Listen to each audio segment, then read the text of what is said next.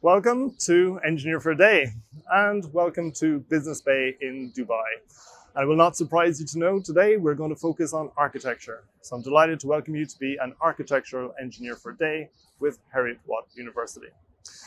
Now, what I'm interested to know from this is essentially what is the role of an architectural engineer?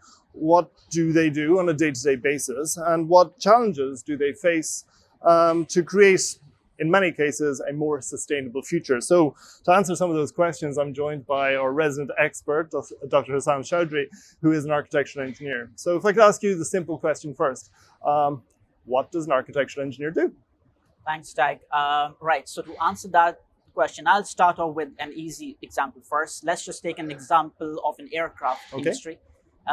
Most of the times people would look at the aircraft design and its wings as the major source of its function, but it's actually the engine.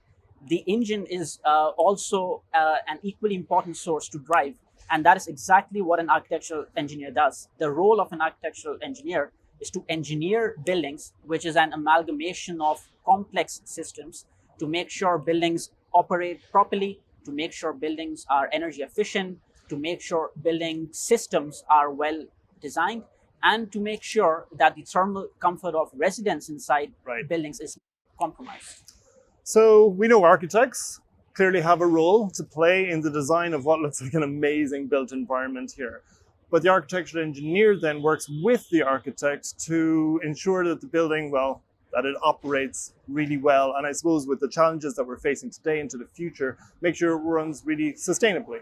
Exactly. So in different parts of the world, architectural engineers would have different challenges. So in the UAE, as we know, it is a country that has a very hot climate. Yes. Some of the major challenges that an architectural engineer has to tackle here is to do with the cooling systems, is to do with the building lighting systems, and is to make sure that we implement renewable energy as well into it. So these are some of the key things that an architectural engineer would look at in a UAE perspective. So you're right, the temperature gets up very hot here during the summer, maybe even in excess of 50 degrees. So a lot of the energy that's used in the operation of the building on a day-to-day basis is to do with, like you're saying, lighting, but also maintaining thermal comfort, keeping us nice and cool inside. Yep. So on a given day or through the year, almost 90% of a building's energy use can just be due to cooling and lighting. And that is why we see innovation in facade design around us. So around us, when we look at Business Bay and we look at the different buildings, they all don't look the same. No. That is because the engineers appointed for these buildings are trying their best to make sure that their systems make it as efficient as possible. So they don't just look good, is what you're saying. They all have a function, and they're all innovating in different ways to ensure that the building's lifetime, and these lifetimes are long, right? We expect our buildings to last decades. We would expect our buildings to last up to 50 years. We could also expect the residents inside buildings to last up to that time as well. So to keep them interested, to make the space comfortable for them, that is where all of these building systems come into play. Excellent. And we've come to a particularly interesting one here. You mentioned facade earlier. So we're here at O14 in Business Bay, and it's a particularly interesting facade.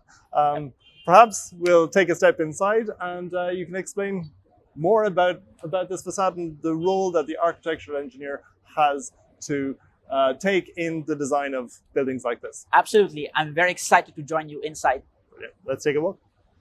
All right, so now we've come inside, and the first thing I've noticed, Hassan, is that, well, it's really comfortable, right? It's a really nice environment, despite my watch telling me that it's 34 degrees outside, and we know that this building is designed to withstand the real heat of the summer up to, what, 50 degrees Celsius? So you're going to explain to me maybe how does it do that? Well, this is a very clever engineering design. What this building employs here is something that we call a double skin facade. Double skin facade. So what? This is the internal skin, and what the structure outside is the external skin. Exactly. So what we've done really cleverly here with the structure is that we have not employed a traditional shell and core structure. This is a very creative grid-based structure, and that acts as our outer facade. This helps against the hot sun, as you were mentioning.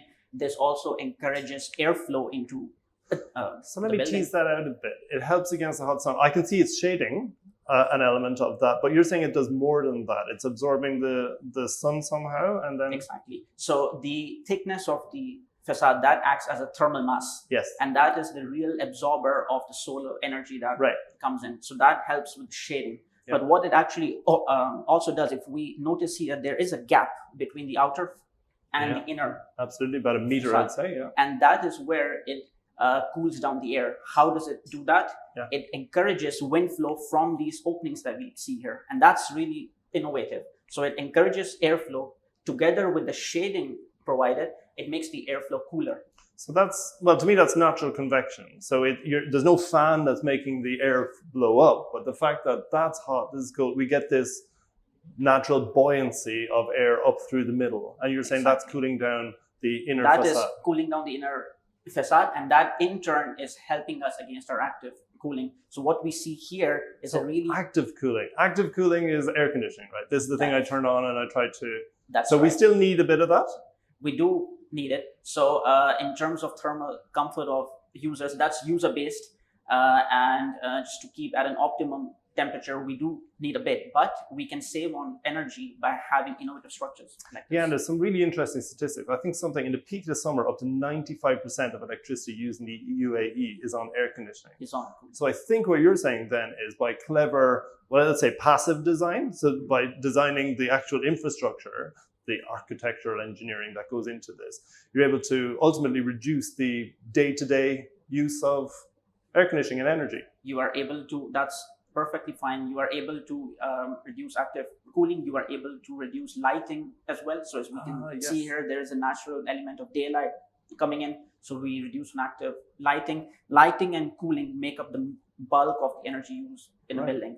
And by innovating there, we have maximum savings. Absolutely. And creating really nice environments for us to chat, for other people to work. Yeah, so we are being sheltered, but at the same time, we are also being sustainable by having clever design. Excellent. Thanks very much. Thank you. Welcome to Abu Dhabi. We have seen the double skin facade in the O14 in Dubai Business Bay. It's time to step that further. What we see behind me here is Al Bahar Towers in Abu Dhabi. They have a responsive double skin facade. Responsive means it's basically adjust based on the solar radiation coming in, and that's light and heat, to control how much goes in, to get the perfect combination to the office space inside, but also to limit how much heat comes in. So that's basically go all around the building on the back where the sun shines and rotates all day long. And the other side, which has no coverage, basically there is no direct sunlight. And it works full day based on moving these elements to allow light or not to go in, and that normally combines with heat. This solution requires obviously an architectural vision in the first place, but implementation requires really multidisciplinary skills. That gets mechanics together with electronics, automation and autonomous systems, and how they all work together to deliver a precise movement when you need it. We'll get to see a closer how this mechanism works and how there is a middle actuator in the middle and allow these panels to fold. These panels also need to stay clean. These panels need to be fully folded when there is no direct sunlight to allow the maximum light to come into the office space, but also to fully extend and cover, just like a curtain around the building and a protection shell, if you wish, to reduce all the effects that we don't need. And that obviously include light and heat. So focusing on light and how the light goes into the building, this is what we are going to cover in the task today. So it's time now to move to the task. Hi again. So from the luxuries of O14 Tower and the Al Bahar Tower, now we are at Heriot-Watt University's Dubai campus, and I can talk you through a bit more of the exercise that you would be doing on this architectural engineer for a day. So as we know that there are many complex systems that work in buildings, we explained it that cooling and lighting are two of the key issues that engineers have to solve in buildings, especially in the UAE climate. So the topic that we will be focusing on this episode is to do with lighting. Lighting is very important because it consumes energy, but at the same time we also need lighting in a building, in an indoor environment, to feel comfortable as well. So there is a balance we have to make between lighting use for our eyesight and the lighting use in consumption of energy, and that is why it is a fascinating topic. Lighting are of two types. It is normally natural light and artificial light. Natural light is what we receive from the sun. Light enters in our buildings through windows or through openings, and at the same time at night we make use of artificial light, which you can see is all around us. Lighting is usually measured in lux. Lux is, I'm sure you would have heard about lux at school level. It is a measure of lighting. What exactly it is, lux is a measurement of illumination of 1 meter square surface that is 1 meter away from a single candle. And this is an indication of light. So this is a lux meter that I am holding in front of me. What I read here is about 100 lux in this current space. Is 100 lux good enough? Is it not? How does it work? How does it vary from different building typologies? That is what architectural engineers do. Different spaces require different level of lux, and what is an optimized lux comes from your optimized building envelope, and especially windows. As I have said, different type of spaces require different lux levels. So just to let you know how these work, for a normal bulb, a low light bulb, that is about 50 lux. We move to a living room, which is more well lit, that is about 200 lux. In an office space where I am standing currently, we are expecting about 500 lux. If you move on to a shopping mall or to a hypermarket or to a supermarket, we are going in excess of 1,000 lux. And when we go outdoors, so the first 4 bits of lux levels that you see on the screen are mainly for indoor level. If we move outdoors, then we are moving to a brighter space. So even on a cloudy day, the lighting outside can be about 20,000 lux. And on a bright lit day, we are talking in excess of 50,000 lux. So there is a huge difference between natural light that is on the outside and capturing that natural light into buildings. And this is what we see in terms of identifying lux. Now, how do we know what is good, what is bad, what to design? This comes from the building type, and this comes from an engineer's knowledge, depending on the type of building it is. It is complicated, but I'll try and make it simple for you. The most important parameter that would define an indoor lux level inside any given building comes from the windows. And the area of a window in relation to the area of the building envelope or a building facade or a building side is called the window wall ratio. So what you see on your screen are 3 examples of different buildings. The blue color shaded are the windows, and we start with the bottom right first. This is a window wall ratio of 10%. This means that 10% of that wall is covered by a window opening, which will bring in some light. If we increase the window size, we reach 40%. This means that almost half of that facade is covered by a glazing, a transparent glass, a window, and that will bring in light. And if we go further up towards the left, we see a window wall ratio of 80%. This means that almost entire fabric or the entire envelope on that side, the entire wall is covered by glazing. That means this is bringing maximum light into the space. So you might argue that why don't we have maximum windows? Because that gives us maximum light. But for this, we have to go back to my first mentioned quality, which was balance. Because if we bring in more light, at the same time, we are bringing in more heat. Because from the sun, we not only get natural light, which is brilliant, but we also get temperature, we also get heat. So the larger the size of the windows, the more heat is dissipated as well. And that is why this becomes a an engineering challenge to design optimum windows to make sure that you make use of the natural light, but at the same time you don't get a lot of heat. And this is important to an architectural engineer. This is important to the design of any building as well. The animation that you are seeing on the screen is a typical mixed-use building. This is a 4-story tower, and as you can see, there is a lot of glazing here. And throughout the day, because we know that the sun movement is dynamic, throughout the day there would be movement of the sun, would bring in different shadows, and at the same time would bring in different lights as well. And this is where the engineering design comes into picture. How do you design sustainable buildings that not only last for one time during the day, that has to last for the full day throughout the year? So a balance between design and between energy conservation is important to an architectural engineer. So this is really good in terms of your own understanding as well about building design is transient. It is not a steady state operation where you would do 1 + 1 = 2. It is more like it moves with the sun movement through the year, and that is why the dynamic design of a building of any architecture is important. Let's do some math.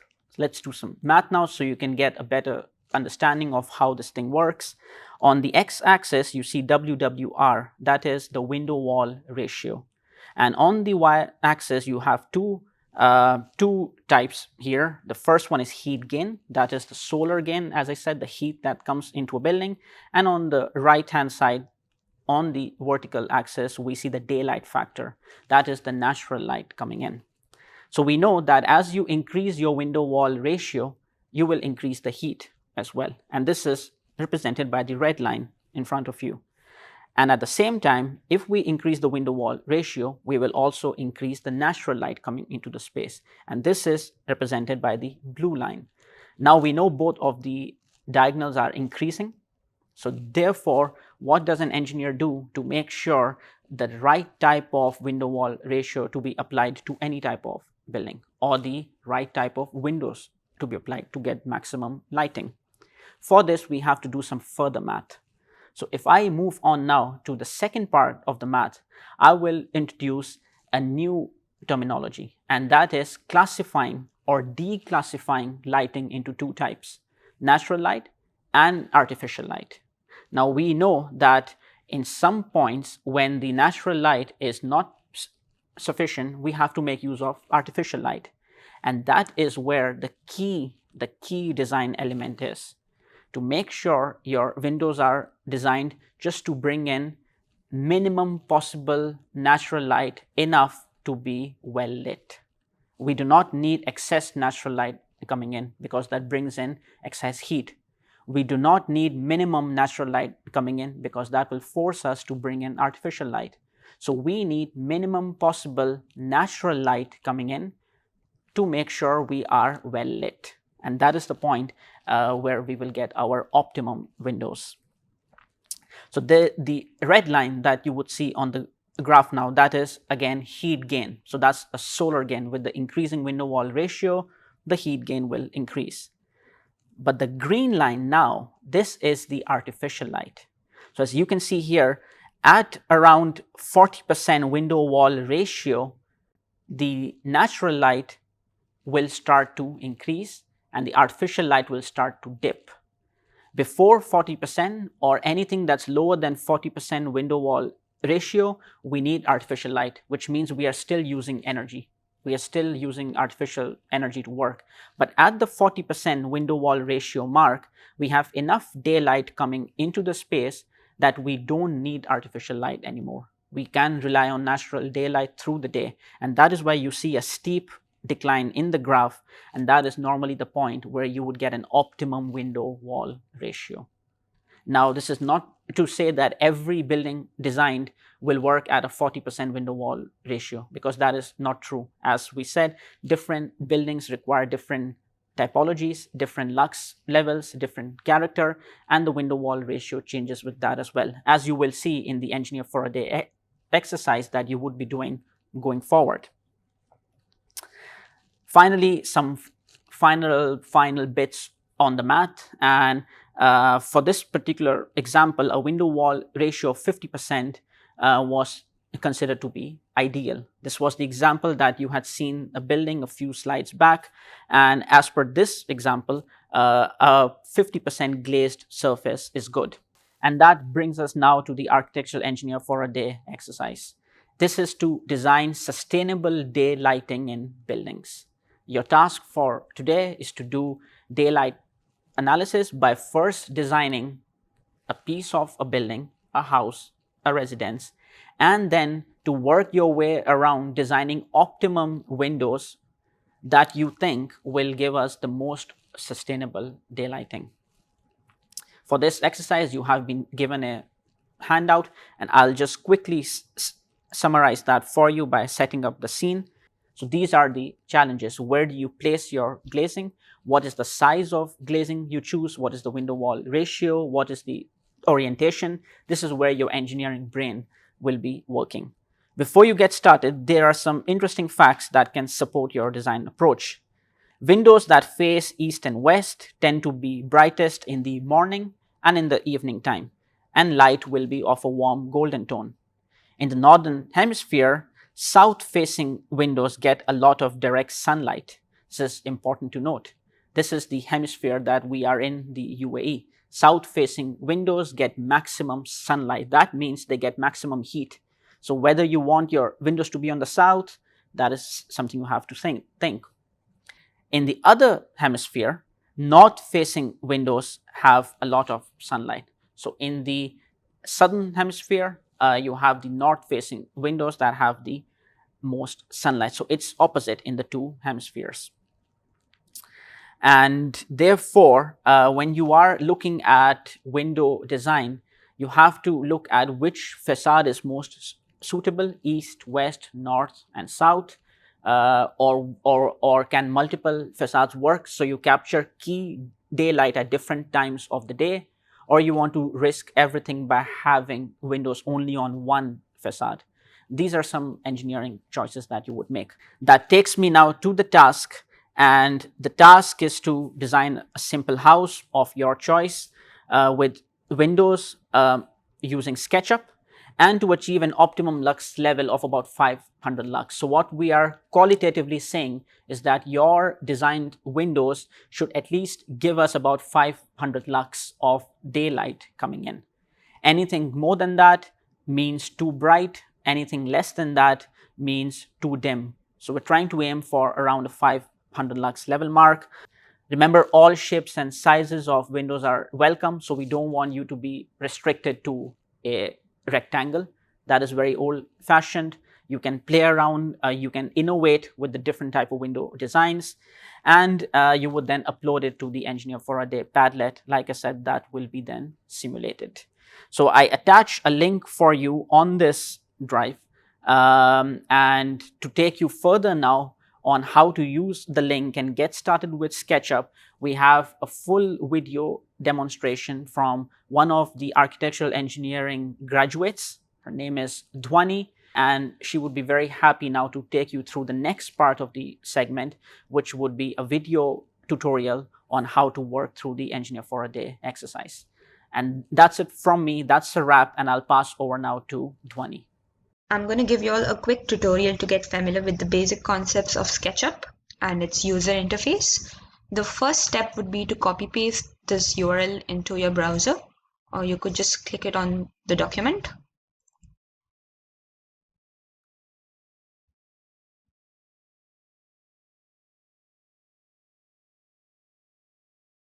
We're going to be using the website version of the software for this particular exercise. Alright, click on Create New, simple template in meters or millimeters according to your choice. Alright, the first step according to our tutorial is to create a simple block, and we can do so by creating a simple rectangle.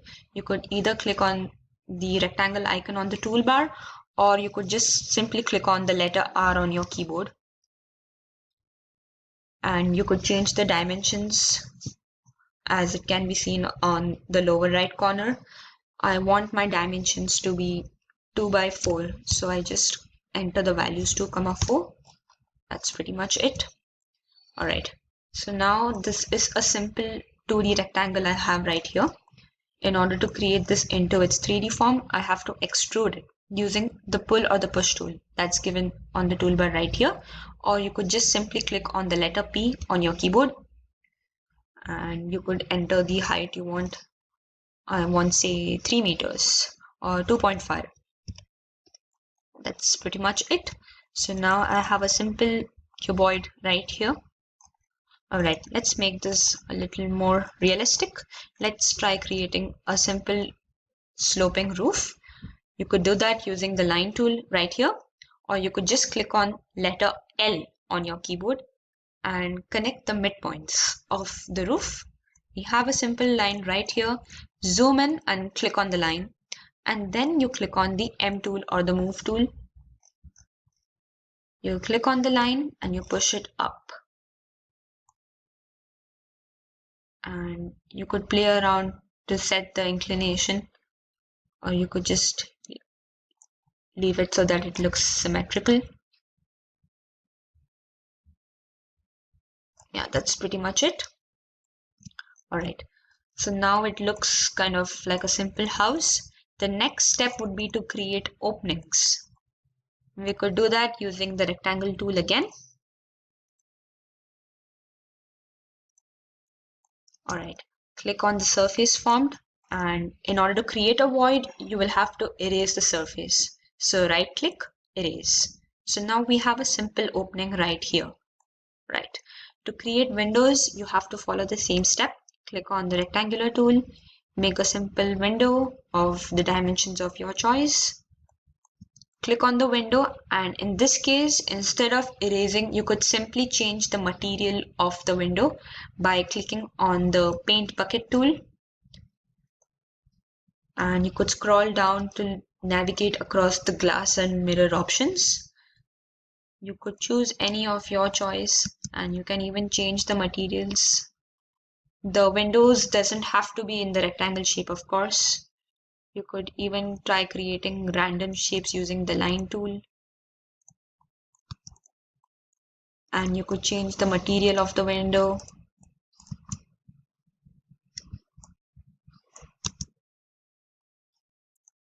So now I've applied 3 different materials. All right, the next step would be to apply materials for the roofing. So just select the surface on which you want your new material to be applied on. Click on roofing, and you could click on any material of your choice. And you could even change the material if you're not satisfied with your current choice.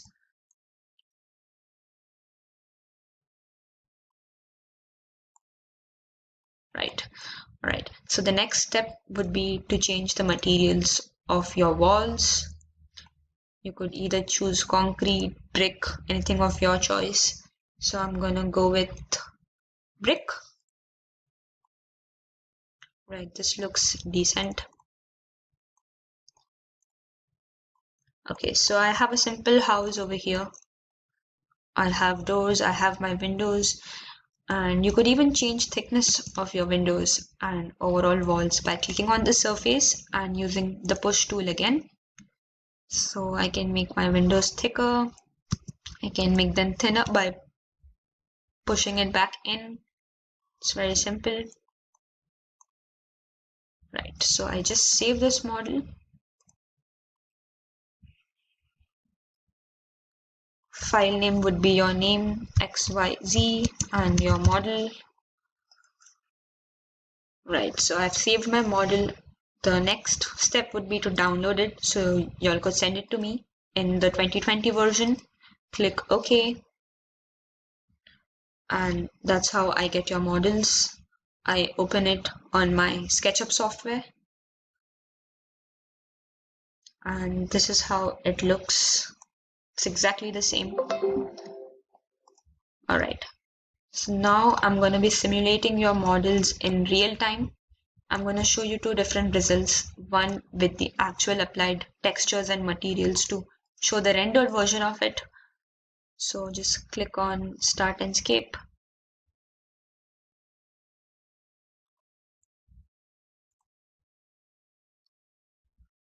Right. I change the setting.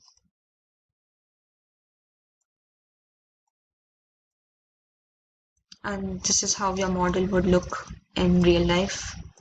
It would look much prettier if we added landscape along.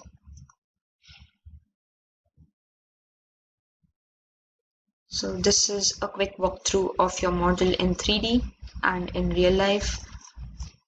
I could change the time of the day.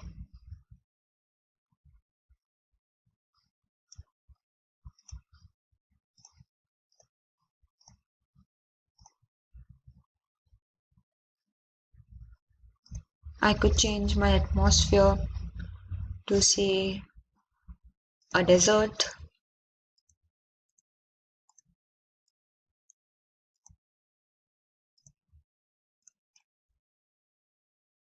Or say a town. Of course, that wouldn't make a difference. Alright, the more important part is to render the daytime settings to determine the Lux levels. I could do that by changing the settings to light view.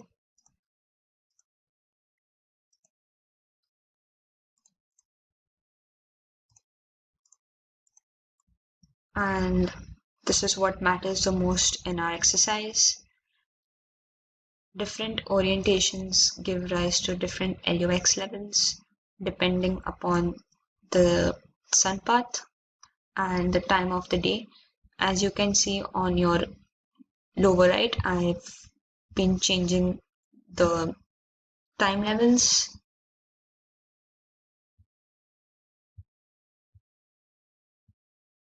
And as you can see, the Lux levels is being depicted on the bar above your model. Let me change the orientation. And the colors keep changing depending on the time of the day and your model orientation and the position of the sun. All right. Thank you so much. So now we get to the testing bit. You've done some design, right, which is a simulation essentially. And for me, I need to understand that it's going to work. And the only way to really do that, I think, is through experimentation. But of course, you don't necessarily want to experiment by building a full-scale house. So we have the opportunity here to do something like this. So this is what, a 3D printed? So this is a 3D printed version of a house. Of the one that you've designed here in the simulation. Exactly. So this is one of the houses that were built during the simulation. We have quickly done a 3D model of it. So this is also called a scaled model.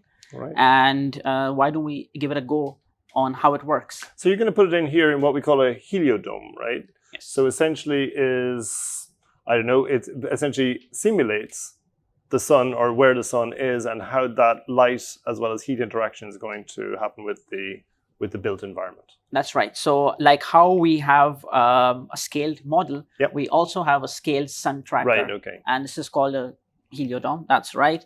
This can, as we know, the sun movement is transient.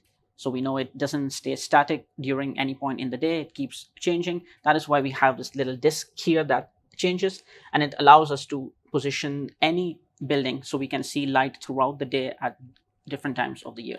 Different times of the day, and of course different times, different seasons. It'll track across the sky at different angles as well. That's right. Right, so let's give it a go. Okay, so this was one of the most popular designs that came out from our session. Mm-hmm. And as we can see here, if we talk about the window wall ratio that I was mentioning, the entire front facade is glazed.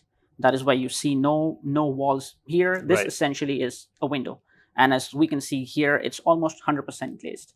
Now this will get more light, but how much more than a normal house? That is what we can test here. So if I were to just place this house into the heliodome, and we have a light meter here, this would give us the lux levels, as we've been saying through the show. Lux is a unit of light, and that is used to test how much light we're getting indoors. We are targeting roughly 500 lux, and we can see how a brightly lit house can do that. Again, we've got some artificial light here just to simulate the sun. And if I were to turn on the lux meter and place it right underneath the house, we are getting a range of approximately 500 to 600 lux. This is what this means is on a given day under the bright sun, if this building was to be actually built with 100% glazed windows, it will meet our natural lighting levels. This is an example of a good design in this case. So it also, to me, it also gives you confidence in the numerical simulations that you have done. You've now verified your numerical simulation with some element of experimentation, however, at small scale. But it gives you that confidence, I guess, that this design will work when we build it in full scale. Yes. For engineers, validation is a key role.